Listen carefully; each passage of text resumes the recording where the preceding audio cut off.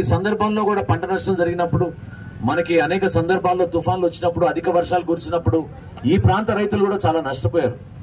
చదలవాడ గ్రామంలో, అదేవిధంగా చక్రాయపాలెంలో, ఇటు పక్కన మనం చూస్తే జేవుడిపాడి పాలెంలో అందరూ కూడా మన సోదరుమణులనే అందరూ ఈ ప్రాంతాల్లోనే మనం కష్టపడి పని చేసుకుంటాం.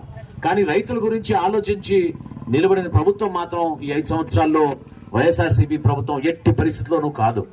పవన్ కళ్యాణ్ గారు ఆయన సొంత డబ్బుతోటి, ఎంత గొప్ప ఆలోచనతోటి కౌలు రైతుల గురించి ఆయన పాపం ఎవరైతే ఆత్మహత్య చేసుకున్నారో ఆ కుటుంబాలను ఆదుకుందామని ప్రతి కౌలు రైతుకి ₹1,00,000 ఆయన సొంతంగా 5 కోట్ల రూపాయలు వెచ్చించి రాష్ట్ర వ్యాప్తంగా అన్ని జిల్లాల్లో మేము పర్యటించి ఇచ్చాం.